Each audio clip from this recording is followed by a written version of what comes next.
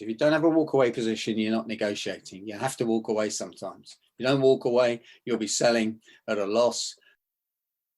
Welcome to Your Intended Message, the perfect place for leaders and promising professionals who want to convey the intended message for greater success. Every week, we interview experts who address the challenges and best practices to deliver your message effectively. That might be one-to-one, one-to-few, or one-to-many. And perhaps the most important conversation, one-to-self. I'm your host, George Torok. My guest today is Derek Arden. Here's 3 facts I think you should know about Derek. 1, he speaks internationally on negotiating and influencing. And he's the author of 10 books, including Win-Win, How to Get a Winning Result from Persuasive Negotiations. Second fact, Derek hosts a live interview show every Monday at lunchtime in London, England, lunchtime Greenwich Mean Time. And he has a podcast channel with over 70 interviews and an executive briefing. And 3, he would love to have you as a connection. Most importantly, when you need help to get a better result from your negotiating, then you need Derek Arden. Derek, welcome to Your Intended Message. Thank you, George, and it's a great pleasure to be with you from London in Toronto, hugely. Great to be here. It's always great to reach across the pond. Absolutely. Derek, your book is called, one of your books is called Win-Win. And I wonder, and imagine there are people who wonder, is it really possible to have a win-win negotiation? Isn't that impossible? Well, of course, it is possible, George, and it depends on where you're coming from and what you want to achieve. So let's say, I like to explain it as a win-win-win.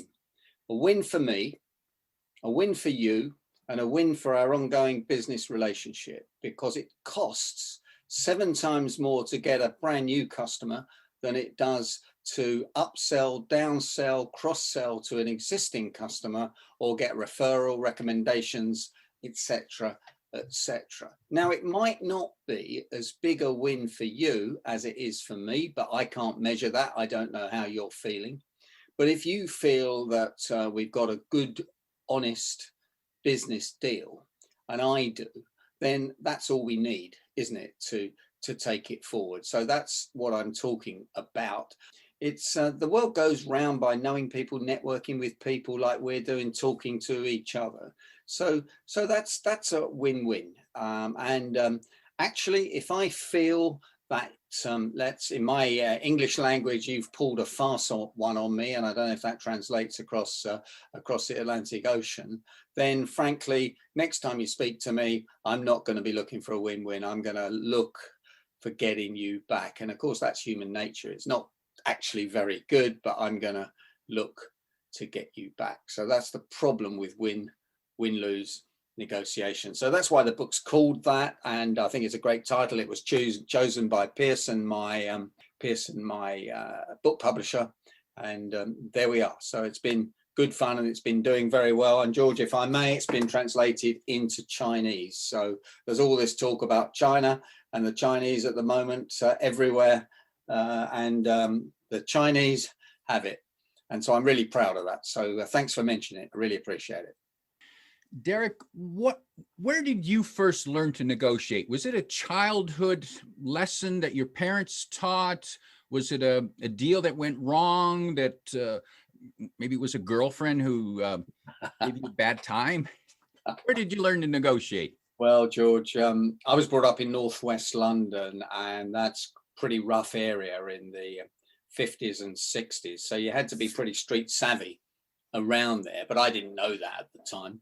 I joined Barclays Bank, which was a really big financial institution in those days, and I was really interested in training and coaching people. So I did a lot of that. And then I got promoted into the large corporate area, and I was looking after some big corporate clients. And one of those, it was the third largest retailer in the world at that point, after Walmart and Nordstrom, it was Tesco. And I went to negotiate £1 million deal with them.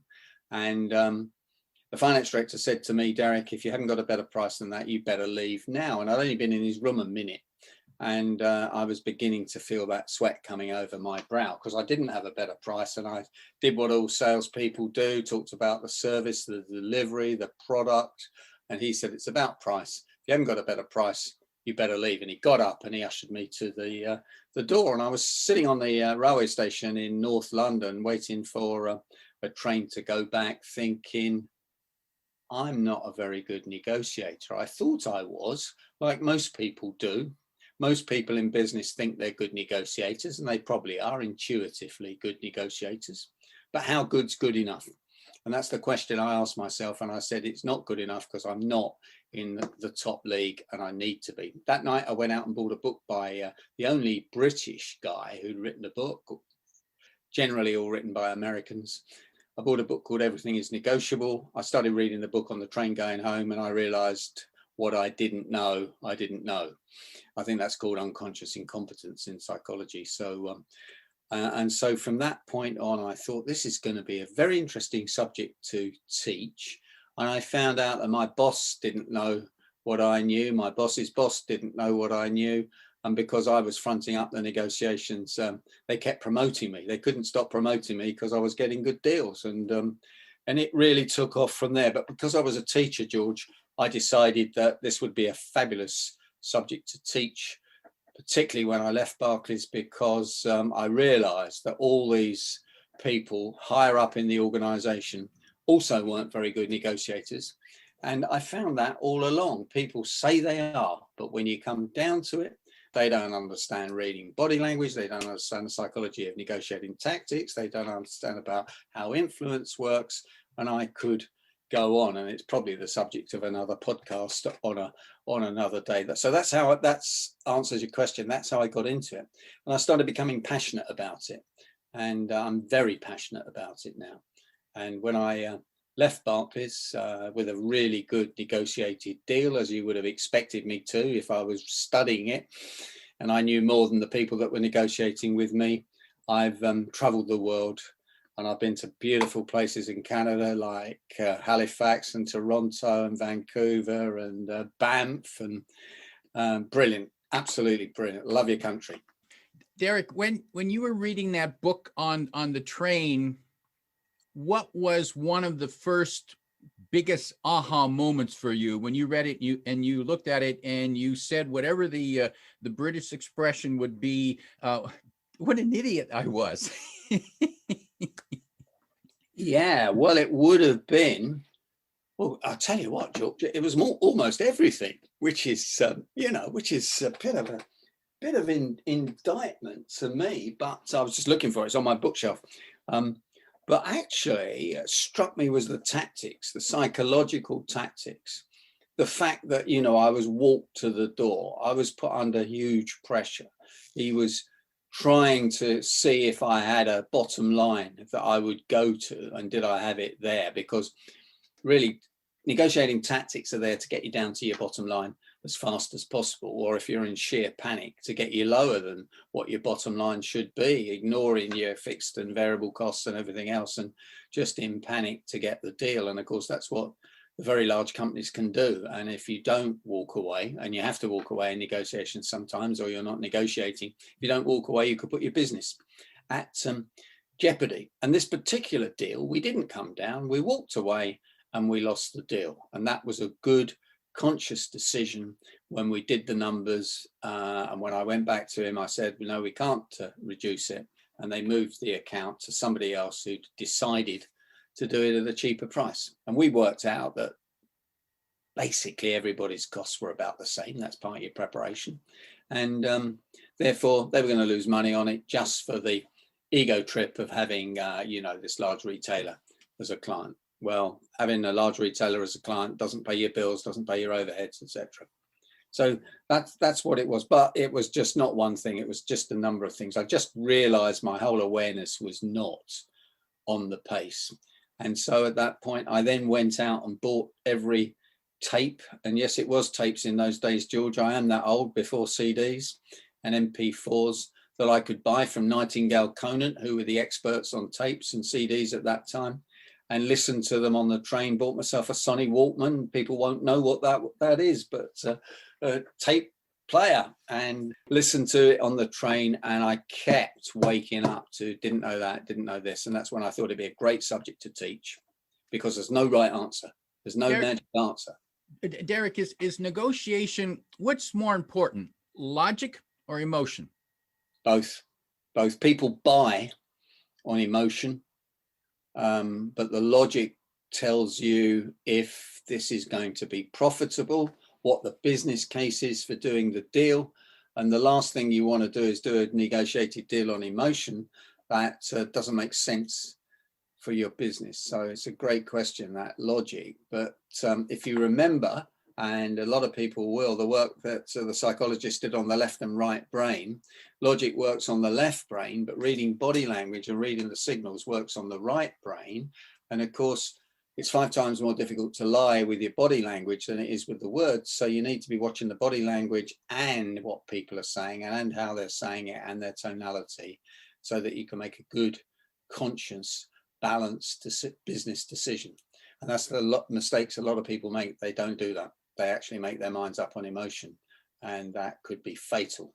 Derek, how can someone prepare for a negotiation? Is there a thought process they should go through? And what are those steps? Okay, well, the steps I coach people on my programs are, number one, do all your research. So how did this client negotiate before? Who am I negotiating with? Look them up on LinkedIn. Who am I meeting? See their pictures, see their CVs, see what schools they went to, so you can build rapport and connect. Then do your numbers. You're not going to make a gigantic profit out of people, are you? You just need to make a good, honest profit to run your business. Then I would mind map all the facts. I'm a great mind mapper. Chapter 10 of Win-Win is all about mind mapping, brainstorming, etc.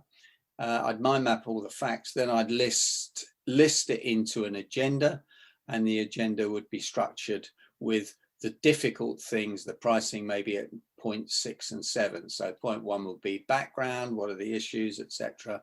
And the more difficult things would be halfway down the agenda, because you want to get momentum, you want to get agreement, you want to get yeses. And once you get momentum in sport, in baseball, in any ice hockey, once you get momentum, you start winning. Momentum creates momentum. You don't want to get stuck on number 1. What's your price? Like I did in Tesco's. And then the other thing as part of this, the last thing, is to decide what's the best position you want to achieve. What's the target position? What's the walk away position? Some people call that a BATNA, best alternative to a negotiated agreement. And what's your alternative position?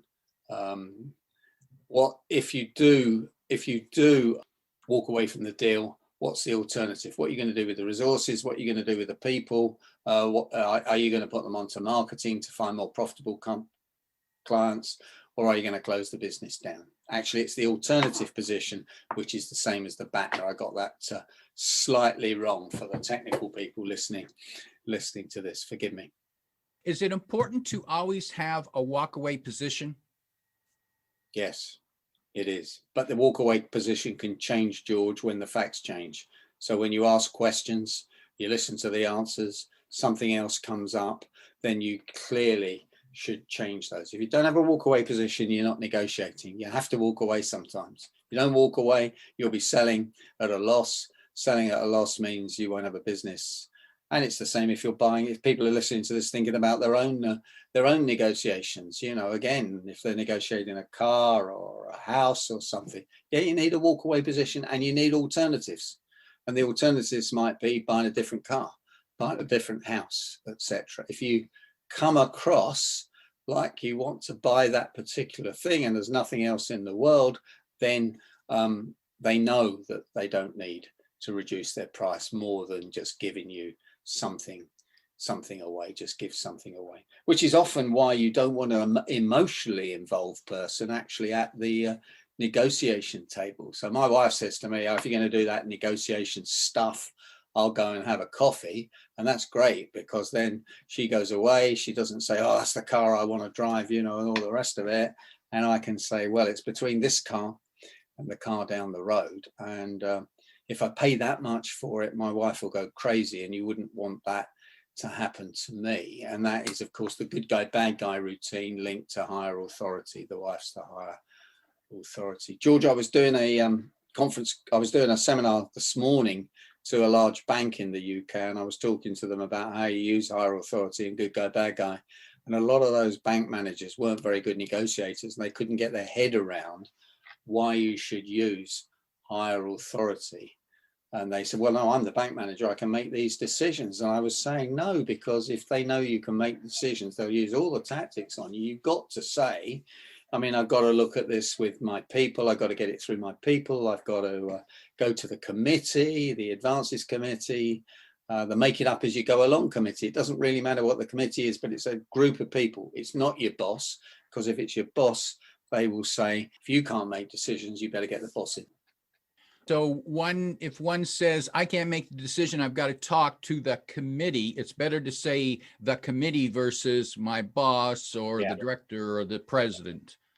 Yeah. I mean, not for a small amount. Of course, I think they were getting confused. Not for a small amount. You can't do that. You could say something like, well, this is priced below our pricing guidelines, so I'll probably get into trouble for this, but because we get on so well, George, I'll have a go at that because of you, because of our relationship. And that's almost applying the Giordini principle of reciprocity, which people will, I'm sure people on your podcast have probably heard about, you know, giving something away for nothing and getting liked back for it.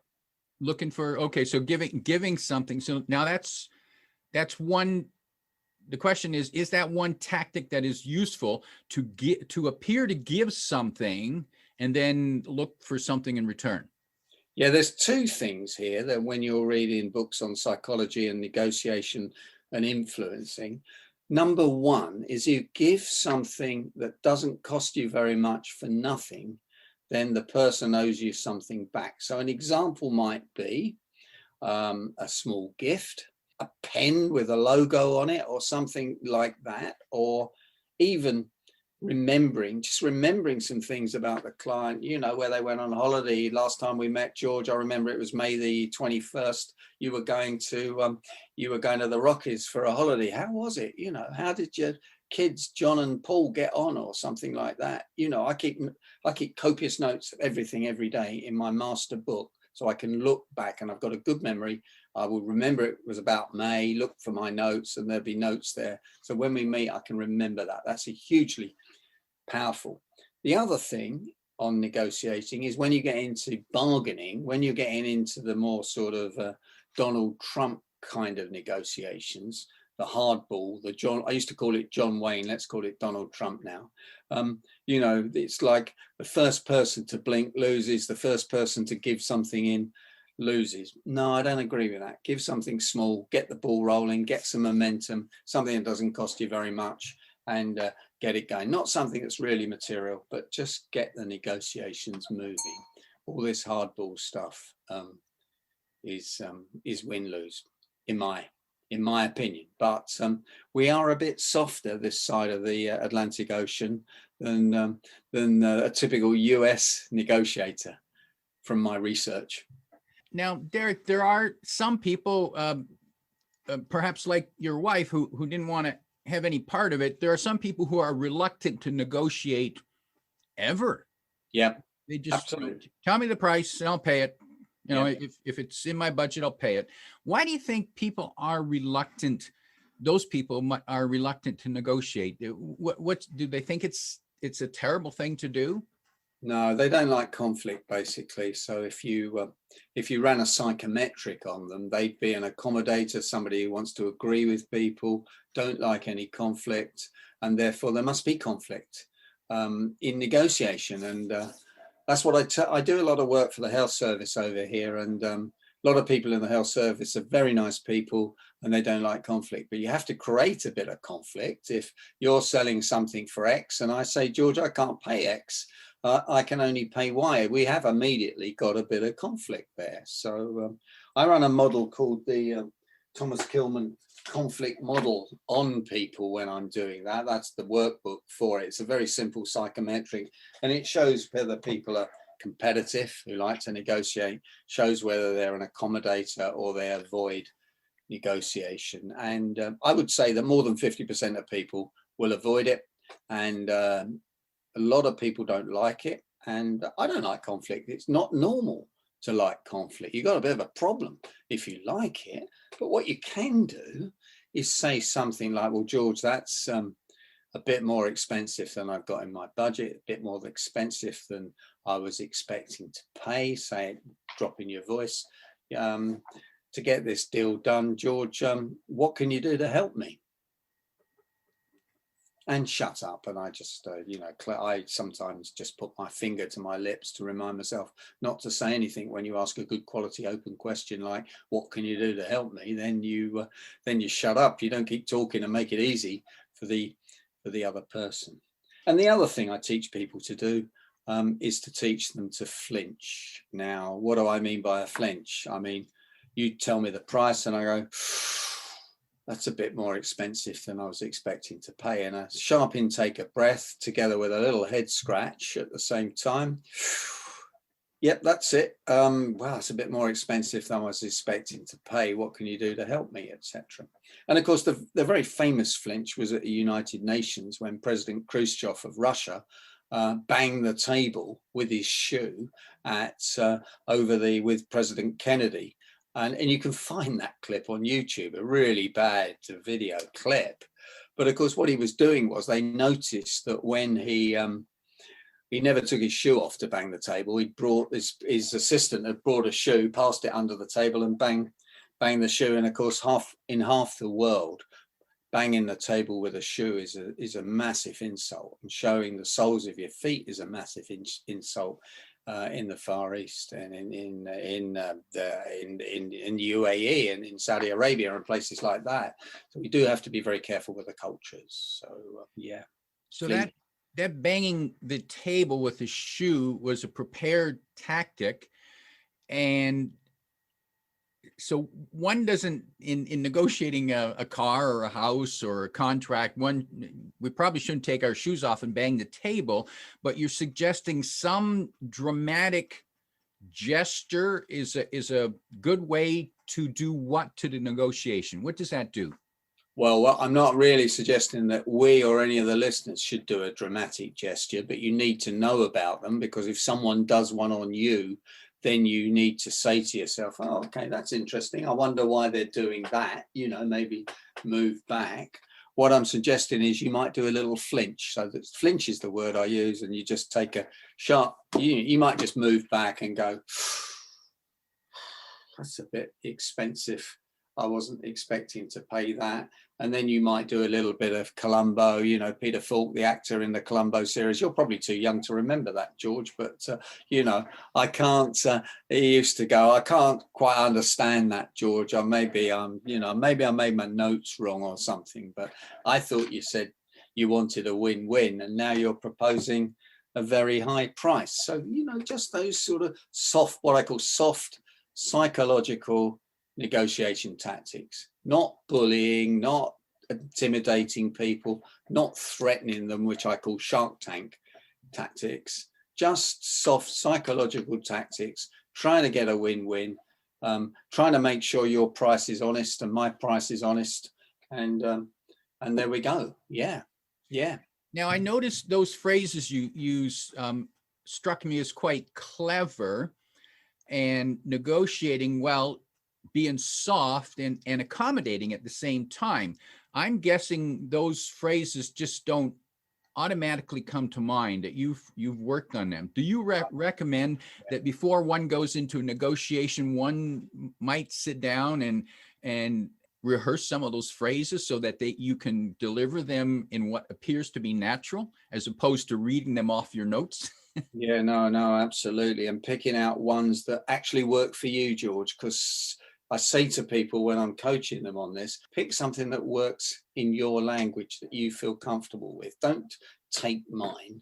So in Win-Win, I've written a number of these sort of phrases. So for people to pick out ones that work for them. But the other thing I would say is when you do that, it's good to drop your voice with soft tonality, slow your voice down a bit.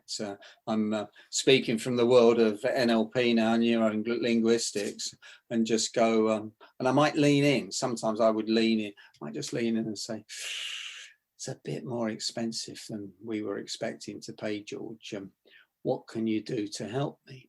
Now, the way the reptilian brain works is it hears the noise like animals do, the noise we're making. So if I go, well, that's a bit more expensive than I was expecting to pay, George, you're more likely to go defensive, fold your arms like I'm doing now and go, okay, well, no, I'm setting up for a competition, as opposed to dropping my voice and just saying, anything you can do to help me there, George, would be really helpful, because my boss, my people have to get this approved by the committee. And at that price, it's underneath what we can make money on. So I really appreciate it if you could go away and give it some thought. See the difference in the voice tonality and the style. And I would be mirroring it. I can't see where your arms are, George, but I'd be mirroring your body language, mirroring your tone of voice, mirroring the words that you're using in good rapport building style, straight from the work of Bandler and Grindler in the first place, the NLP gurus. So what's interesting, you're saying no, but you're doing it in almost a vulnerable manner.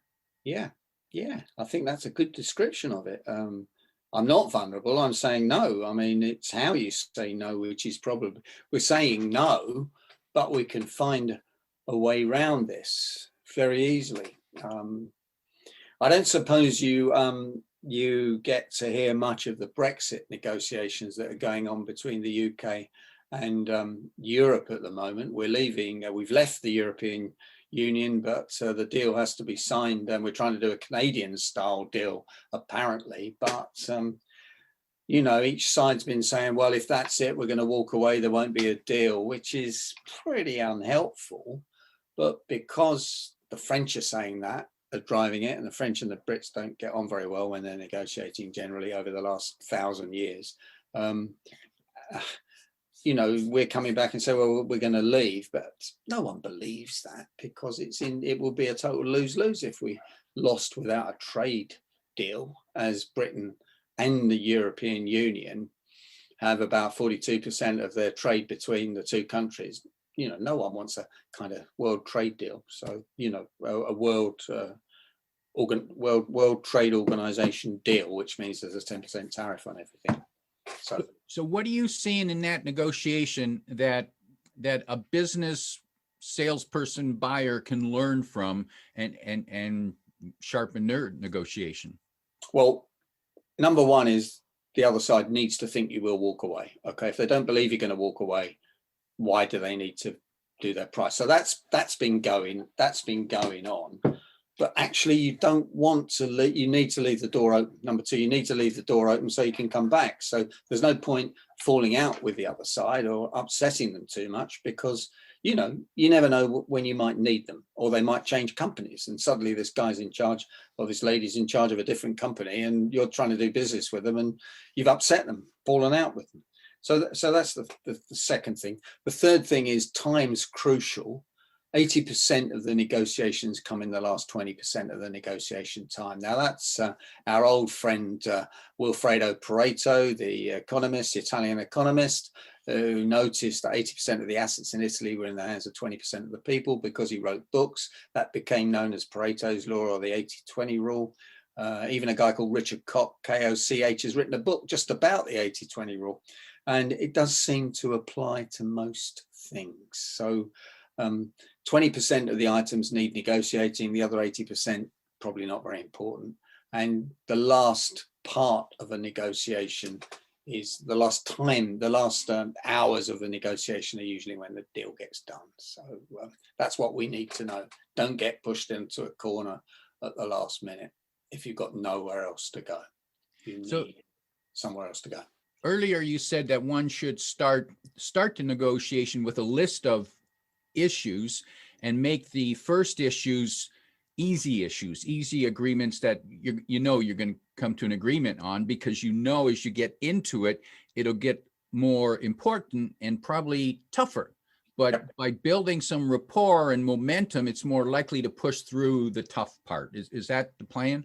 Absolutely. Absolutely. Anyone that follows sport or golf or anything knows that when a team's got momentum, magical things happen.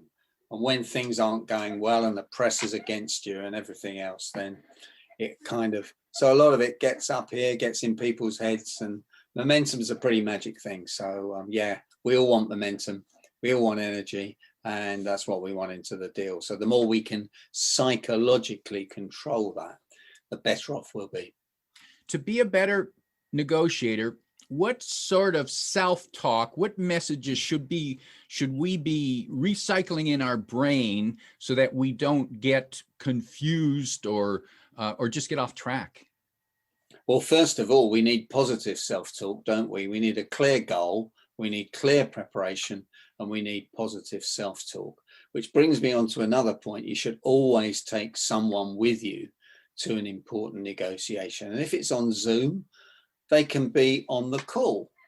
And the reason you should do that is you need a bit of moral support. If they're attacking you, you need someone on your side. So that's the first thing, because, you know, it's very difficult because we all get negative self-talk. That's a natural thing. I think it's a human defense mechanism.